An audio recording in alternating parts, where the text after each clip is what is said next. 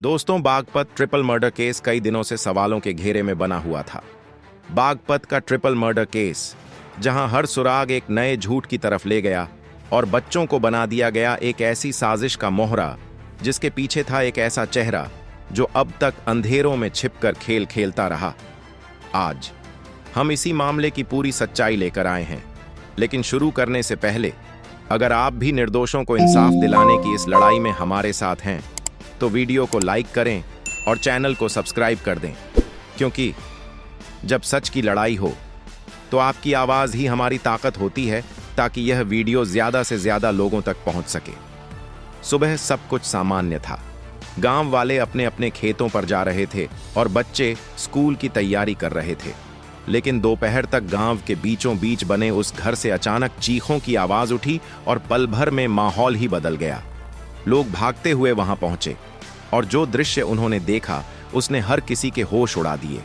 दीवारों पर खून के छींटे, टूटी हुई चीजें और चारों तरफ पसरा एक खौफनाक सन्नाटा, मानो कोई डरावना सपना हकीकत बन गया हो।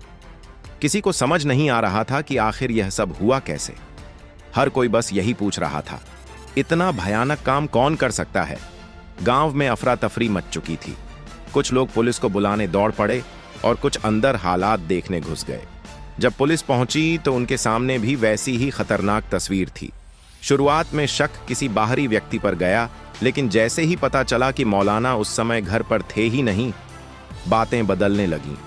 कुछ लोग कहने लगे शायद घर के अंदर ही कुछ चल रहा था और कहीं ना कहीं मौलाना खुद भी इसमें शामिल हो सकते हैं। पुलिस ने समय बर्बाद किए बिना उन्हें पूछताछ के लिए बुला लिया। थाने में मौलाना की आंखों में दर्द और डर दोनों साफ झलक रहे थे।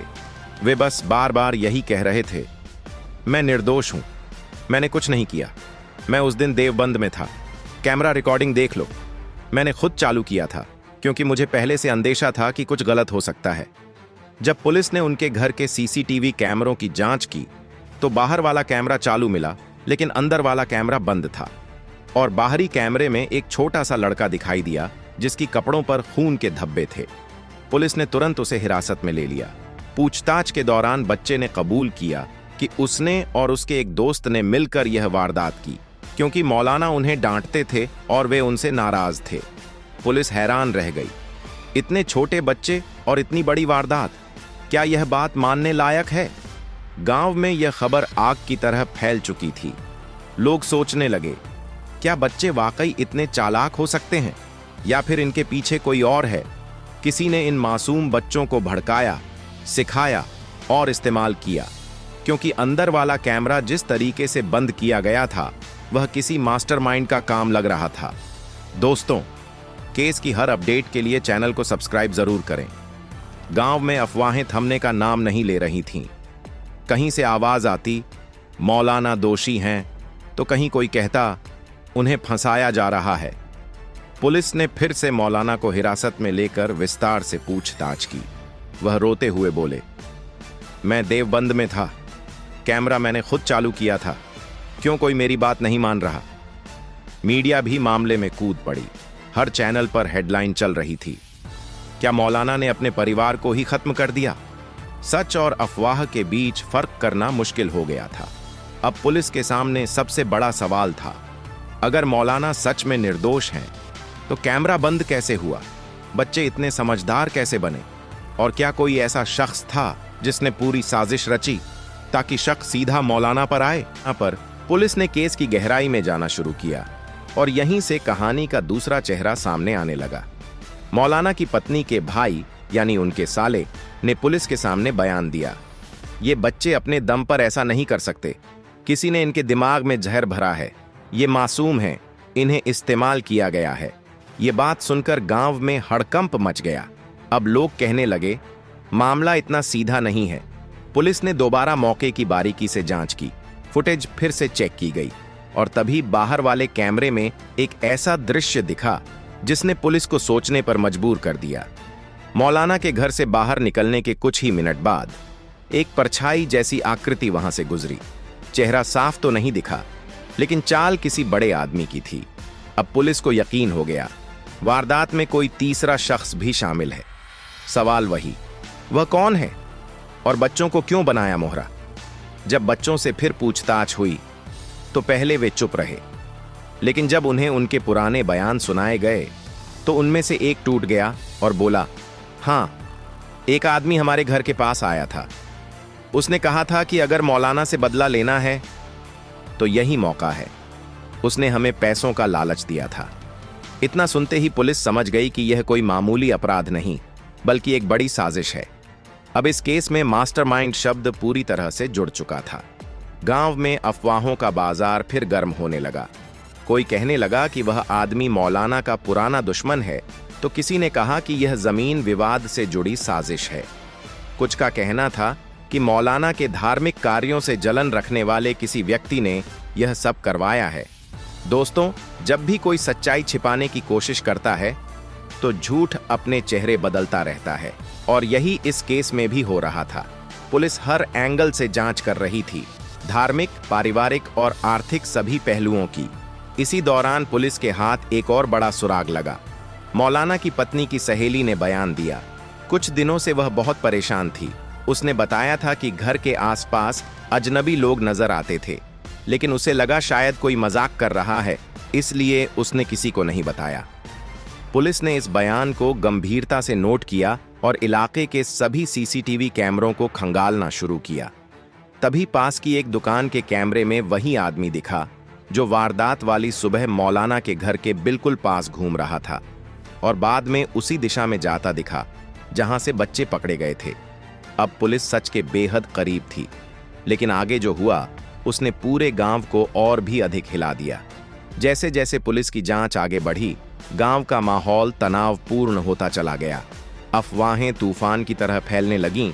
कहीं कहा जा रहा था कि पुलिस असली अपराधी को बचा रही है, तो कहीं लोग कह रहे थे कि बच्चों को झूठा फंसाया गया है। सोशल मीडिया पर हैशटैग ट्रेंड होने लगे, जस्टिस फॉर मौलाना फैमिली। सैकड़ों लोग थाने के बाहर इकट्ठा होकर नारेबाजी करने लगे। यहां तक कि पत्थराव की नौबत आ गई। बड़ी मुश्किल से पुलिस ने हालात संभाले। इसी बीच मौलाना से एक बार फिर पूछताछ की गई। उन्होंने शांत आवाज में कहा, मैंने खुद कैमरा ऑन किया था क्योंकि मुझे पहले से डर था कि कुछ गलत हो सकता है। उनकी यह बात जांच में बहुत अहम साबित हुई। देवबंद की कैमरा फुटेज मंगाई गई और इससे यह सच्चाई सामने आ गई कि वारदात के वक्त मौलाना वहीं मौजूद थे। इसका मतलब साफ था, मौलाना का इस घटना से कोई संबंध नहीं है। अब वह निर्दोष साबित होने लगे थे, लेकिन वही सवाल फिर सामने खड़ा था। अगर मौलाना निर्दोष हैं, तो सब किया किसने? बच्चों को मोहरा क्यों बनाया गया? पुलिस ने मौलाना के साले को दोबारा बुलाया। उन्होंने बताया, मौलाना का कुछ लोगों से जमीन को लेकर झगड़ा था और उन्हें पहले भी धमकियां मिल चुकी थीं। जांच अब नई दिशा में बढ़ चुकी थी, जमीन विवाद की ओर। पुराने रिकॉर्ड खंगालने पर पता चला कि 3 महीने पहले मस्जिद के पास की जमीन को लेकर लड़ाई हुई थी और उसी झगड़े में एक आदमी ने खुलेआम धमकी दी थी, देख लेना, बहुत जल्दी सब ठीक कर दूंगा। अब वही आदमी गांव से गायब था। पुलिस ने उसके घर छापा मारा। वहां से खून लगे कपड़े और सीसीटीवी कैमरों के टूटे पार्ट्स बरामद हुए। अब तस्वीर साफ दिखाई देने लगी थी। पुलिस को पूरा भरोसा हो गया, यही व्यक्ति इस वारदात का मास्टरमाइंड है। उसने पहले से पूरी योजना बनाई थी कि जब मौलाना घर पर नहीं होंगे तभी हमला किया जाए, ताकि शक सीधे मौलाना पर जाए। यह खबर जैसे ही गांव में फैली, लोगों के विचार बदलने लगे। जो लोग अब तक मौलाना को दोषी मान रहे थे, वे कहने लगे कि उन्हें फंसाया गया है। गांव के बुजुर्ग बोले, अगर पुलिस ने शुरुआत में सही दिशा में जांच शुरू की होती तो शायद 4 जानें बच जाती। सोशल मीडिया पर आवाजें उठने लगीं, सच सामने लाओ, मौलाना को इंसाफ दो। मीडिया फिर गांव पहुंच गई। हेडलाइन बदल चुकी थी, मौलाना निर्दोष, साजिश का मास्टरमाइंड सामने। पुलिस लगातार छापेमारी कर रही थी। आसपास के गांवों, रिश्तेदारों के घर, हर जगह तलाशी जारी थी, लेकिन वह आदमी जैसे हवा में गायब हो गया था। कुछ लोग कहने लगे कि वह किसी राजनीतिक व्यक्ति से जुड़ा है, इसलिए पुलिस दबाव में है। लेकिन बागपत पुलिस ने साफ कहा, चाहे कितना भी बड़ा व्यक्ति क्यों ना हो, दोषी बच नहीं पाएगा। उसी शाम थाने में बैठे मौलाना ने एक ऐसी बात कही जिसने सभी को चुप कर दिया। उन्होंने कहा, अगर मेरे परिवार को इंसाफ नहीं मिला तो मैं खुद कोर्ट जाऊंगा। मुझे भगवान पर भरोसा है, सच जरूर जीतता है। उनकी आंखों से बहते आंसू देखकर पुलिसकर्मियों के दिल भी भर आए। अब यह मामला सिर्फ हत्या का नहीं, इंसाफ की लड़ाई बन चुका था। जांच को जल्द ही एक और पुख्ता सुराग मिला। गांव के बाहर लगे कैमरों की फुटेज मिलान करने पर वही संदिग्ध व्यक्ति कई बार बच्चों के आसपास दिखा और बाद में उसी दिशा में गायब हुआ जहां से बच्चे पकड़े गए थे। फोन रिकॉर्ड और लोकेशन ट्रेस में भी उसकी पूरी भूमिका सामने आ गई। वारदात से कुछ घंटे पहले उसने एक बच्चे को कॉल किया था। उसने बच्चों को झूठे वादों और पैसों से लालच दिया और कहा, अगर तुम्हें मौलाना से बदला लेना है, यही समय है। उसने उनके मन में गुस्सा बोया, कैमरे बंद करवाए, पूरी वारदात करवाकर गांव छोड़ दिया। उसके मन में यह यकीन था कि शक केवल मौलाना पर जाएगा और वह हमेशा के लिए बच जाएगा। लेकिन सच ज्यादा देर छिपा नहीं। जब यह खुलासा हुआ, गांव में सन्नाटा छा गया। हर चेहरा शर्म से झुक गया, क्योंकि सबने एक निर्दोष को अपराधी समझा।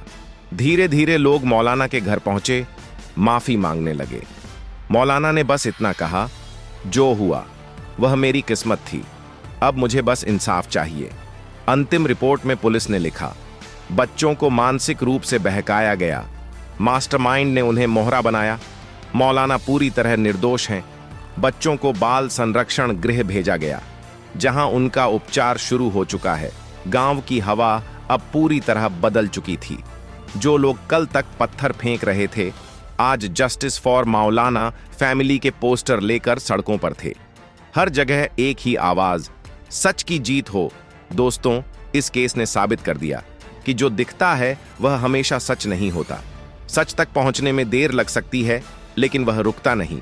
अब बागपत का यह केस सिर्फ एक परिवार की कहानी नहीं, सच, इंसाफ और उम्मीद की मिसाल है।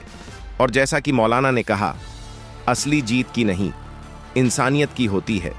अगर आप भी मानते हैं कि सच की आवाज दबाई नहीं जा सकती, तो इस कहानी को शेयर करें, वीडियो को लाइक करें और कमेंट में लिखें, सच की जीत हो।